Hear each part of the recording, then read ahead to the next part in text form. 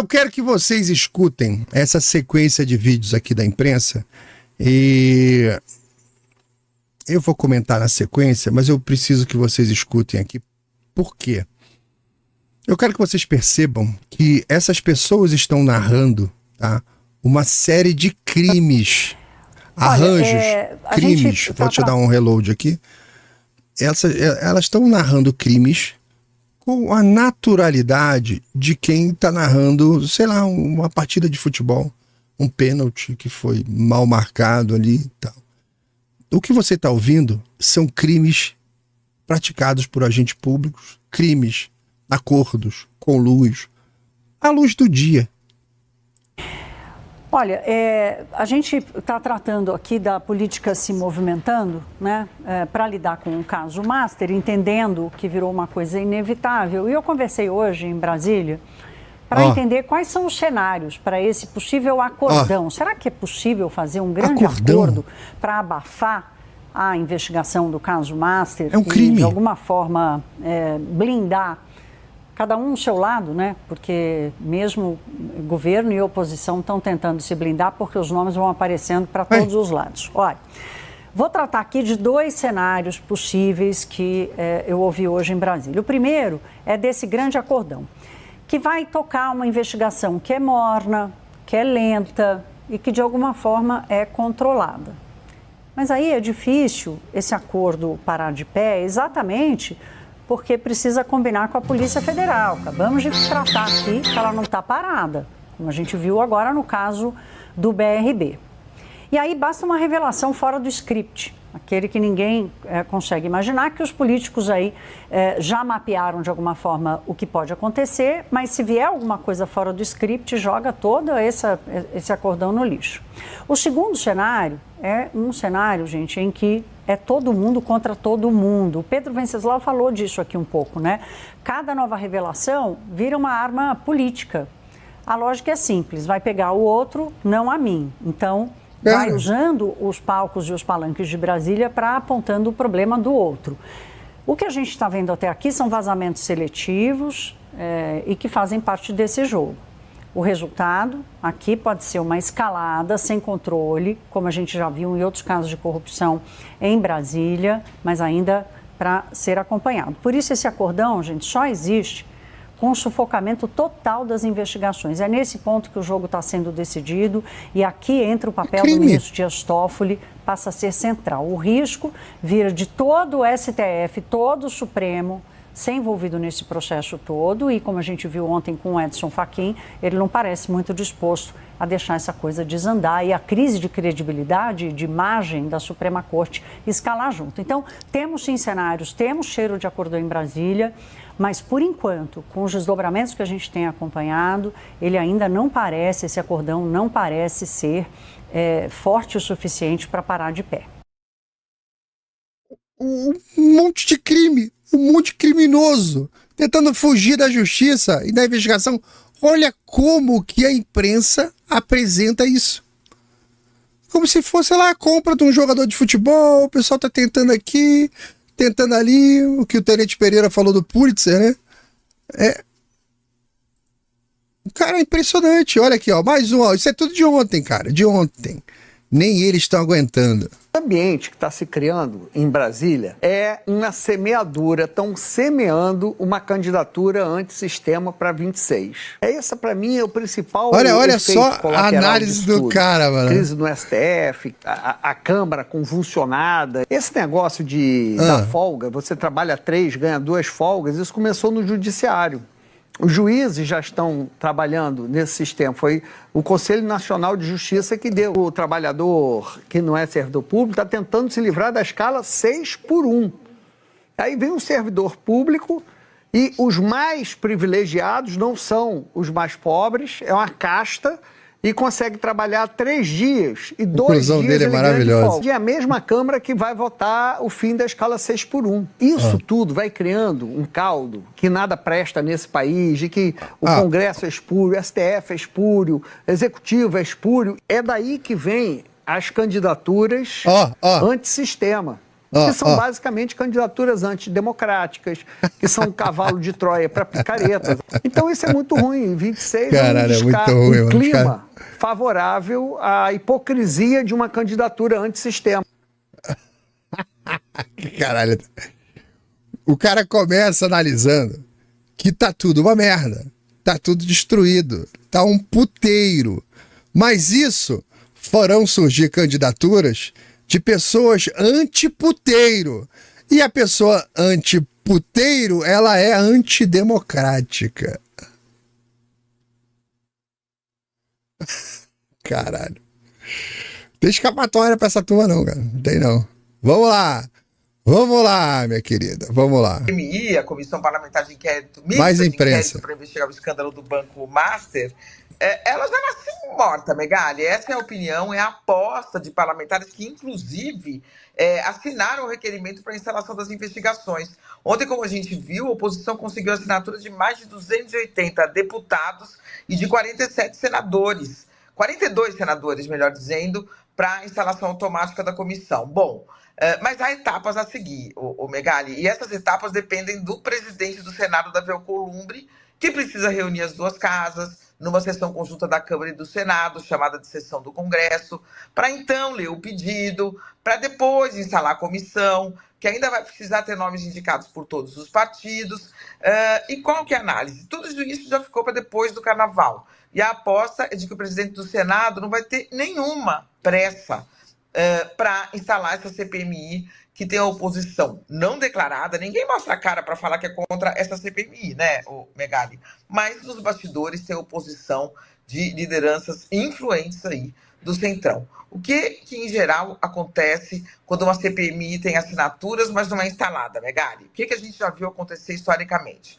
Parlamentares recorrem ao Supremo Tribunal Federal para garantir esse direito de instalação da CPMI, mesmo contra a vontade da cúpula do Congresso, e o Supremo manda instalar. E qual é a certeza agora também, Megali? É de que dessa vez o Supremo não vai fazer isso, não vai obrigar o parlamento a instalar uma CPMI, que já declarou, inclusive, que quer investigar os próprios ministros do Supremo Tribunal Federal, né? Então, a possibilidade de o Supremo chegar lá e canetar e falar, não, instala essa CPMI para me investigar, digamos que beira o zero, né, Megali?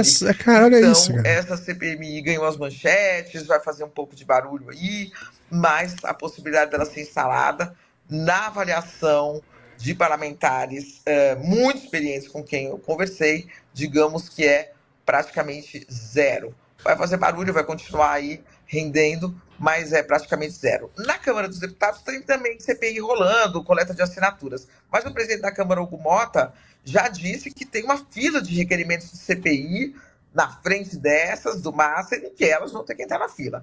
Então, Megali, vai ser mesmo Polícia Federal e Banco Central, viu, Megali? Que vão investigar, aí, seguir investigando, né,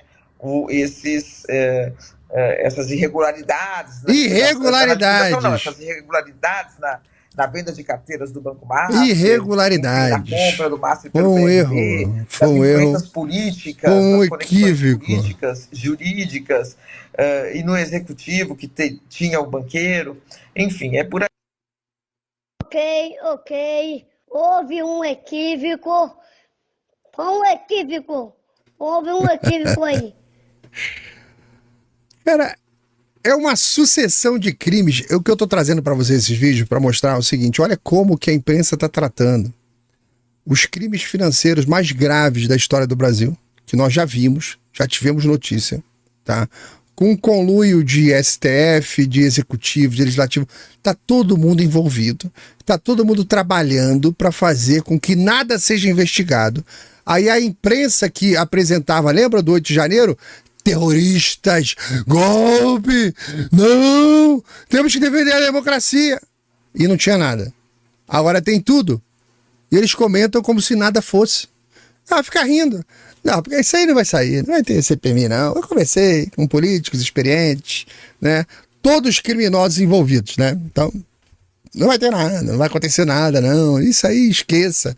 Que é um deputado, já tem a tradição, STF, é o Alcolumbre, para depois do Carnaval. Cara, não estamos falando de crime, em cima de crime, corrupção, peculato. Você pode listar todos os crimes que você quiser e tá tudo enfileirado ali. inclusive que eu acho que deve ter participação da imprensa também. Então veja o seguinte, o que a gente está vendo no Brasil hoje, não é isso que você está assistindo, viu, nesses 3 vídeos, não é somente tolerância com crime. Eu acho que é alguma coisa mais grave do que isso, porque é a normalização moral daquilo que é ilícito. Estão normalizando as ilicitudes, tá? Se você comete um ilícito e aquilo vem embalado num rótulo político correto, a imprensa está tratando assim. Se quem cometeu o ilícito é chapa, é o parça da imprensa, os comentários são assim. Não, estão tentando um arranjo ali para ver se não investiga. Como assim não investiga? Né? Cara, crimes políticos, crimes financeiros, crimes humanitários estão acontecendo. Tá? E está tudo sendo relativizado dentro, embalado, num discurso político. Então você está vendo aí perseguições, abuso de poder, prisão preventiva eternizada, punição exemplares aí contra os adversários políticos, e toda a condescendência com os aliados, tudo acontecendo na cara de todo mundo e tudo deixou de causar escândalo. Tudo virou, tá no contexto, tem que ver o contexto, tudo virou, isso aí de repente é uma necessidade institucional de defesa da própria instituição, tudo virou defesa da democracia, tá? E ao mesmo tempo, cara, a corrupção clássica é isso aí, ó, tá ali a corrupção clássica, o enriquecimento ilícito tá ali, os esquemas estão ali, os desvios estão acontecendo, todas as jogadas contábeis estão ali, fiscais, os arranjos, toda aquele coisa de bastidor que a gente tá careca de saber, está acontecendo de novo na cara de todo mundo, só que agora sem a mínima vergonha. Agora isso tudo parece que é um elemento estrutural do jogo, algo que faz parte do jogo político. Está sendo comentado, foi aprovado o projeto de lei, fugiu da investigação, teve um acordo para não investigar, né? Entrou de novo ali uma decisão judicial ali para uma determinada coisa, tal. Notícias corriqueiras. Flamengo venceu no final de semana, fulano arrumou esquema para não ser investigado, e vida que segue, se amanhã vai fazer 24 graus, é assim que a imprensa está mostrando, cara. Então, veja, agora a diferença é que eles não negam mais que isso está acontecendo. Eles comentam, eles fazem análise, debate da mesma maneira, como eu disse, né? Como se estivesse comentando um pênalti que foi marcado ou não foi marcado, né? Então, a imprensa que deveria funcionar como a instância moral mínima do país adotou esse tom de campeonato, né? Quem ganhou essa semana, quem perdeu aí a narrativa, quem soube jogar com o sistema, eles apresentam até como uma pessoa muito hábil. Fulano é muito hábil na política. O que ele fez? Ele arquitetou para não ser investigado. Fulano é muito hábil na política, legal, eu liguei para ele, conversamos e tal. Então, o crime deixou de ser crime. Agora o crime faz parte de uma estratégia política, virou leitura política, virou reunião, o crime virou um almoço, né? Virou um almoço e os órgãos de Estado estão operando sem nenhum tipo de constrangimento em suas ações ou nas suas omissões. O pessoal está ignorando absolutamente qualquer crime de qualquer dimensão, dizendo, as instituições estão fazendo isso. Está acontecendo na cara deles, qualquer crime, de qualquer dimensão. Eles falam assim, preciso ser provocado. Eu dependo que alguém entre aí em tal instância, aí nós vamos agiremos. Aí você entra e nada acontece. A exceção no Brasil virou regra. A regra agora é só um detalhezinho técnico aqui que a gente tem que ver como é que vai fazer para contornar e tal. Aí o que acontece? Acontece o arbítrio. O arbítrio acontece e justificado como uma prudência institucional. Não fazem nada, quem reclama, eles agem contra quem está reclamando, e o argumento é que estamos protegendo a instituição. Isso é uma prudência institucional. Não, a gente não pode permitir que as pessoas falem assim no Ministério Público, da Polícia Federal ou do STF. Nós temos que proteger a instituição, né? Estamos aqui para fazer a sua defesa e tal. Então o erro vira um excesso compreensível pela imprensa, como a gente está vendo aí, Porque sempre tem uma tal de uma causa maior por trás que a gente não faz a menor ideia. A gente achava que a causa era moral, a causa era a res pública, a causa era o bem comum. Não, a causa agora é alguma outra coisa de bastidores que a gente não faz a menor ideia, que de repente a causa foi um acordo. A causa é um contrato de 130 milhões, a causa é alguma outra coisa que a gente não faz ideia. Então, a opinião pública, cara, tá exausta. Nós estamos de saco cheio. E uma parte da opinião pública tá anestesiada, tá? E tem gente que acabou absorvendo o espírito desse jogo. Tem gente achando que esse é um jogo para ser jogado mesmo. É o que eu já falei aqui. É um jogo de bandidos fracassados invejando bandidos bem-sucedidos. Tem gente que acha que esse é o jogo da política. O cara tá lá vereador achando que, puta, eu tinha que ser senador, eu tinha que ser deputado federal. Puta, olha aquele esquema que eles estão fazendo lá, olha aquela verba lá, putz, eu queria estar lá. Então são bandidos mal-sucedidos invejando bandido bem-sucedido. E fica a galera de fora torcendo por esse jogo completamente abriu mão absolutamente de moral, tá? Então a pessoa vai lá, tem um monte de crime, mas ele comemora quando o lado dele vence. Ele comemora quando o outro lado perde, tá? E aí, o cara vai aí, ó, a imprensa e parte da torcida fecha os olhos para que em qualquer outro contexto a gente chamaria de escândalo. Tá? O critério deixou de ser legal, o critério da imprensa deixou de ser moral, o critério da imprensa já não é mais humanitário também, passou a ser apenas um critério político. Cara, eu falo até mais, o critério é grupal, cara, é coisa tribal. Porque nesse ambiente, você vê, até os crimes de natureza humanitária, como é o caso do Jair, a gente tem falado ali, ficou tudo relativizado. Para essa galera da imprensa, o sofrimento e a tortura do Jair nem pauta é. Jair não é gente, patriota não é gente, direita não é gente, religioso não é gente, pode morrer, pode sofrer. Então, olha que ponto que chegou a imprensa, porque essas pessoas, o patriota, o cristão, né, o cara que é de direita, essas pessoas, vocês, a gente vira um tipo de símbolo. E sempre na história, os símbolos acabam virando alvos que são desumanizados. A gente não é visto como cidadão, somos vistos como pessoas que têm que ser interrompidas naquilo que a gente faz. Precisamos ser interrompidos, que nós atrapalhamos esse jogo que eles são incapazes de comentar de uma maneira decente. Então o resultado disso é, nós estamos num país onde o ilícito não está chocando mais.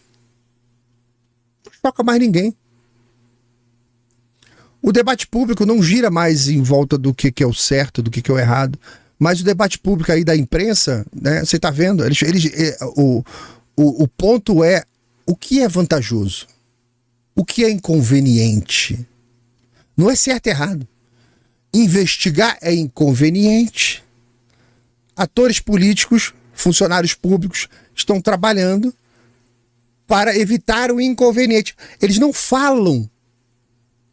Esta merda é um crime, precisa prender essa turma. Não, a CPMI é inconveniente no ano eleitoral, né? Então estão manobrando para que não aconteça a investigação. Isso é nojento. Isso é nojento. Porque a política, ela sempre trabalhou para ser medida por princípios, por ideias. Agora não. É pela vitória, a qualquer custo, de qualquer maneira. Mesmo que você precise massacrar inocentes, fechar empresas, perseguir pessoas, destruir famílias. E a imprensa vai narrando como se aquilo fosse normal, tá? Quando a sociedade começa a comentar crimes como quem comenta futebol, tá? Ela não está apenas imoral, essa sociedade, ou essa imprensa. Ela perdeu a noção do que é a civilização, cara. E porque sem uma ideia mínima de um limite moral comum, na sua casa, no seu emprego, na sua empresa, na sua padaria, quando você entra no elevador para subir para sua casa com uma pessoa estranha dentro do elevador, tudo tem limites morais. Toda a nossa sociedade, ela é regulada por limites morais. No teu trânsito, você dirigindo, você indo para o aeroporto, você numa festa de aniversário, tudo tem regra moral. Nem todas estão escritas, mas elas existem, tá? Agora, quando você parte para uma imprensa, uma política que tenta construir uma sociedade sem limite moral, cara, sabe o que a gente está fazendo? A gente está construindo um negócio muito perigoso, tá? Que é você tá caminhando para uma coisa chamada barbárie. Porque se a gente entrar nesse jogo do que quem está no Estado vence porque tem mais força, né? Vence mesmo sem ter razão porque ele tem mais força, quem pode mais pisa mais forte. Se essa é a regra do jogo, que a gente está vendo acontecer no Brasil, está vencendo quem está batendo mais forte, não é quem tem o direito de bater, que é adequado bater, ou não, é quem tem o poder de bater e está batendo a torto e direito qualquer um, tá? Nisso, o Estado sempre vai vencer. E como todo bom Estado, ele se retroalimenta, se agiganta, e na próxima rodada, ele tá maior um pouco, tá um pouco mais forte, tá roubando um pouco mais também. E a imprensa na próxima rodada fica um pouquinho mais imoral, tá? Um pouquinho mais aí nojenta. E o cidadão comum, o que acontece com a gente? A gente fica sendo pisado, cara, o dia inteiro com essas ações, com essas notícias, com essas atitudes. Cada dia mais um cadinho. Cada rodada a gente leva um pisãozinho mais forte. Essa sequência não tem fim. E esse estado de coisa do Brasil só pode levar para um caminho. Esse caminho se chama barbárie. É barbárie. O que você acha que tem ali na frente quando você tem um Estado e uma imprensa que não tem nenhum limite moral? Olha o que aconteceu no Irã. No Irã nós vimos o Estado iraniano reagindo contra o seu próprio povo por conta de manifestação na rua, não tem nenhum limite moral o Estado, 40 mil pessoas mortas em 4 dias. Vai acontecer aqui também. É o caminho natural. O caminho natural. Você vai se desensibilizando, seguindo. Barbárie. Barbárie tá lá no fim, tá? Com a participação de todo mundo.